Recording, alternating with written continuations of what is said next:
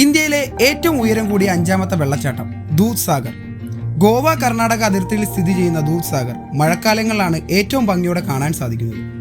എന്നാൽ മഴ തുടങ്ങുന്നതോടെ ഇവിടേക്കുള്ള കാട്ടുവഴികൾ പൂർണ്ണമായും വെള്ളം നിറയുന്നതോടുകൂടി ഇവിടേക്കുള്ള പ്രവേശനം നിഷേധിക്കാറുണ്ടെങ്കിലും ഒട്ടനവധി സഞ്ചാരികൾ അനധികൃതമായി ഇവിടേക്ക് എത്താറുണ്ട്.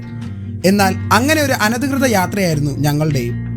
ഗോവയിൽ നിന്നും പുലർച്ചെയുള്ള ട്രെയിനിൽ 30 രൂപ ടിക്കറ്റ് എടുത്ത് കുലേം സ്റ്റേഷനിലെത്തി രാവിലെ 7 മണിയോടുകൂടി ട്രെക്കിംഗ് ആരംഭിച്ചു.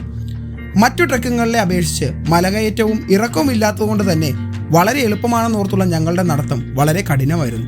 ഇരുവശത്തേക്കും പാളത്തിലൂടെയുള്ള 22 കിലോമീറ്റർ പോകുമ്പോൾ 5 തുരങ്കപാതയും കടന്ന് മഴയും നനഞ്ഞ് ഉരുളൻ കല്ലുകളിലൂടെയുള്ള നടത്തം വളരെ പ്രയാസമേറിയതായിരുന്നു. ആദ്യത്തെ 9 കിലോമീറ്റർ നടക്കുമ്പോഴേക്കും വെള്ളച്ചാട്ടത്തിന്റെ പൂർണ്ണമായുള്ള കാഴ്ച കാണുവാൻ സാധിക്കും.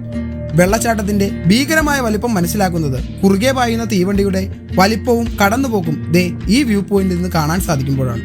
വീണ്ടും 2 കിലോമീറ്റർ നടന്ന് വെള്ളച്ചാട്ടത്തിനടുത്തേക്ക് എത്തിയപ്പോൾ ഞങ്ങൾക്ക് കിട്ടിയ ഫീൽ അതൊന്ന് വേറെ തന്നെയായിരുന്നു.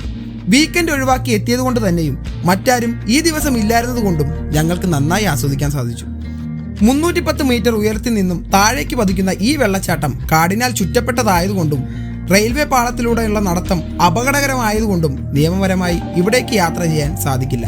അതുകൊണ്ട് തന്നെ നിർഭാഗ്യവാനാണെങ്കിൽ ഇവിടേക്കുള്ള നടത്തത്തിനിടയിൽ പാതി വഴിക്ക് നിങ്ങളെ റെയിൽവേ ഉദ്യോഗസ്ഥർ മടക്കി അയക്കും, അല്ലെങ്കിൽ RPF തക്കതായ ഫൈൻ അടയ്ക്കേണ്ടി വരുമെന്നും ഓർമ്മപ്പെടുത്തുന്നു.